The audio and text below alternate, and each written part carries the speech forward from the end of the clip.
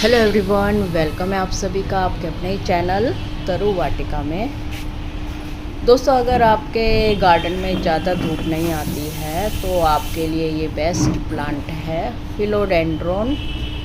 और फिलोडेंड्रोन की ये बहुत ही बढ़िया वैरायटी है जिसमें बड़े बड़े पत्ते हैं, लश ग्रीन आपको इसमें देखिए दिखाई दे रहे होंगे। न्यू ग्रोथ भी आई हुई है और इस टाइम मैंने मानसून में मैं ये प्लांट लेके आई थी और काफ़ी अच्छी ग्रोथ ये दे रहा है। इसके काफ़ी सारे की एलिमेंट्स हैं, काफ़ी सारे फैक्टर्स हैं जिसके कारण ये मुझे इतनी अच्छी ग्रोथ दे रहा है। वो कौन से फैक्टर्स हैं, कौन से की एलिमेंट्स हैं जो हम इसको प्रोवाइड कर सकते हैं, तो ये हमें लश ग्रीन और शाइनी लीव्स देगा। तो उन्हीं के ऊपर आज डिस्कस करेंगे, इसलिए वीडियो के एंड तक बने रहिएगा। अगर आपके पास भी ये प्लांट है या फिर आप लाने वाले हैं या फिर आप नर्सरी जा रहे हैं तो इसको ज़रूर ऐड कीजिए अपने गार्डन में। बालकनी गार्डन है तो भी, अगर आप इंडोर रखना चाहते हैं तो भी। बस इसके कुछ बातें हैं जिनका हमें ध्यान रखना पड़ता है, वो भी कुछ ऐसी ख़ास बातें नहीं हैं, लेकिन फिर भी अगर हम लाकर प्लांट को इग्नोर मारेंगे तो कोई भी प्लांट हमें अच्छा रिजल्ट नहीं देगा। तो सबसे पहले तो हम सोयल की बात करते हैं। सोयल इसकी वेल ड्रेन होनी चाहिए। एसिडिक सोयल इसको बहुत पसंद है। किसी भी टाइप के आप सोयल लीजिए लेकिन वो एसिडिक हो और वेल ड्रेन हो, क्योंकि अगर पानी उसमें रुकेगा तो उसमें रूट रोट की प्रॉब्लम आएगी और फिर पत्ते पीले होकर ब्राउन होकर गिरना शुरू हो जाएंगे। फिर आपकी कंप्लेंट होगी कि पत्ते क्यों ब्राउन होकर गिर रहे हैं, ये भी इसका एक रीज़न है। तो देखिए, मैं साथ साथ आपको बीमारी और उसका इलाज साथ साथ ही बताऊंगी, इसलिए वीडियो के एंड तक बने रहिएगा। फिर दूसरा, इसके लिए आप, अगर आपको ये लगता है कि मैं कहाँ से वेल ड्रेन कैसे बनाऊँ, आपको इतनी नॉलेज नहीं है, तो नर्सरी से बनी बनाई पोटिंग मिक्स भी आती है, तो आप ये बोलकर ले सकते हैं कि इसके लिए एसिडिक और वेल ड्रेन सोयल का पोटिंग मिक्स हमें दे दो। तो बनी बनाई सोयल आती है, आप आराम से लाकर घर प्लांट को लगा सकते हैं और कोई प्रॉब्लम नहीं आएगी।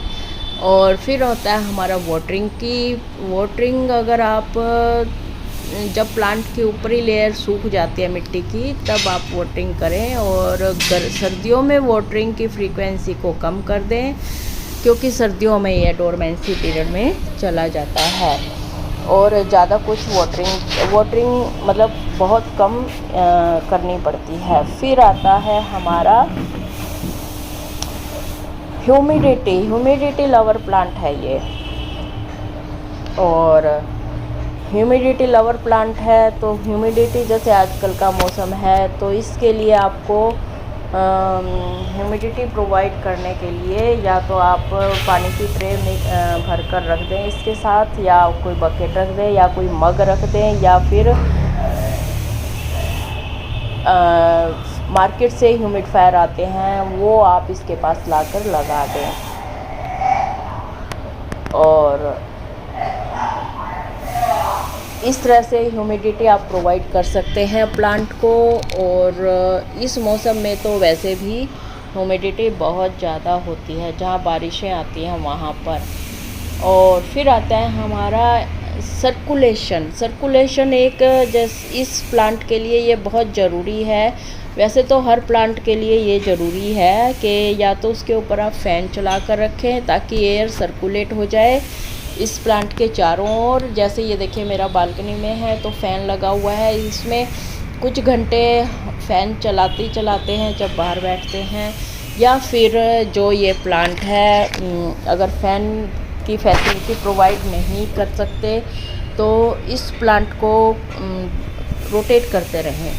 तो इस तरह से क्या होगा, जो लीफ होंगी ना वो खाली बाहर की साइड ही नहीं ग्रो करेंगी, अंदर की साइड भी इक्वल उसमें आएंगी। मतलब एक तरफ से प्लांट आपका गंजा नहीं लगेगा और एक तरफ से खाली लीव्स ग्रो होती दिखाई नहीं देंगी आपको। फिर आता है हमारा रखें कहाँ पर इसको, लोकेशन ये मोस्ट इम्पोर्टेंट की एलिमेंट है। अगर आप का प्लांट ऐसी जगह पर रखा है डायरेक्ट सनलाइट में, तो पत्ते पीले होकर गिरना शुरू हो जाएंगे और इसके टिप्स जो हैं वो ब्राउन होना शुरू हो जाएंगे।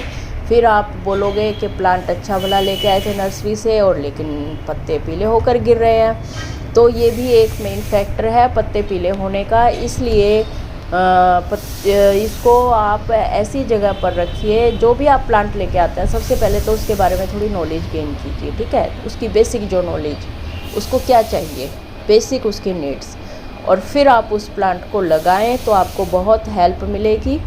और इसको रखें, अंदर रख रहे हैं तो ईस्ट और वेस्ट विंडो की तरफ रखें, और अगर बालकनी में रख रहे हैं तो ऐसी जगह पर रखें जहाँ इसके ऊपर शेड हो, छाया हो, डायरेक्ट सनलाइट ना लगे। ब्राइट इनडायरेक्ट सनलाइट में इसको रखना है, मतलब से, और काफ़ी मात्रा में मिलती हो ब्राइट लाइट भी इसको, वहाँ पर ये अच्छे से चलेगा। जैसे ये मेरा रखा हुआ है, देखिए बालकनी में, इसके ऊपर शेड है, छाया है, फ़ैन लगा हुआ है, रोटेट कर दो अगर फ़ैन नहीं है तो, बस ये इसको चाहिए। और जब फर्टिलाइज़र की बात करें तो फर्टिलाइज़र इसमें फ्लावर तो आने नहीं है, इसलिए नाइट्रोजन रिच फर्टिलाइज़र इसको दे सकते हैं। जैसे गोबर की खाद हो गई, वर्मी कंपोस्ट हो गई, ये आप इसको साल में 2 बार भी देंगे तो चलेगा। और हर दूसरे तीसरे साल भी अगर इसको रिपोर्ट करेंगे तो भी इसको अच्छा लगेगा। तो रिपोर्टिंग का भी मैंने आपको बता दिया। और हाँ, पोट कितने बड़े साइज़ का लेना है, ये 8 से 10 इंच का लेना है। देखिए मेरा वाला पोट भी कोई बहुत ज़्यादा बड़ा नहीं है। और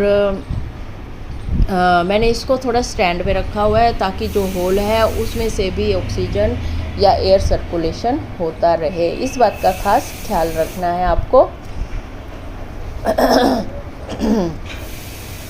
तो इस तरह से और हाँ, सर्दियों में डोरमेंसी में चला जाता है, इसलिए इसमें फर्टिलाइज़र डालने की ऐसी कोई ज़रूरत नहीं होती। फर्टिलाइज़र आप सिर्फ अक्टूबर में या फिर फरवरी में 2 बार डाल सकते हैं साल में, जो सफिशिएंट है, इसके लिए बहुत अच्छा है। और इसके बाद हाँ, वाटरिंग के लिए मैंने बताया आपको, जब सोयल 2 इंच की ड्राई हो जाए तब आप वाटरिंग कर सकते हैं। और लेस वाटरिंग और ओवर वाटरिंग से भी पत्ते पीले होकर गिरना शुरू कर देते हैं, इसलिए उससे भी हमें प्लांट को बचाना है।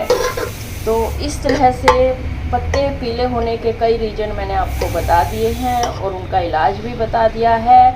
सोयल को बिल्कुल मॉइस्ट नहीं रखना है, कीचड़ नहीं होने देना है। वेल ड्रेन सोयल इसीलिए बोली जाती है, और इसलिए आप इस बात का खास ख्याल रखें कि सोयल को ड्राई होने पर ही वाटरिंग करें। 2 इंच सोयल अगर ड्राई हो जाती है तभी आप इसमें वाटरिंग करेंगे तो आपका प्लांट अच्छे से फले फूलेगा। और ये तो थे कुछ ऐसे की एलिमेंट्स जो हम अपने प्लांट्स को प्रोवाइड करेंगे तो वो हमें लश ग्रीन लीफ प्रोवाइड करेगा। तो इसी के साथ ही वीडियो का एंड करते हैं। आई होप इसकी ग्रोथ के लिए जो भी केयर टिप्स हैं वो आपको समझ आ गए होंगे। फिर मिलते हैं नेक्स्ट वीडियो में, तब तक के लिए बाय बाय, टेक केयर।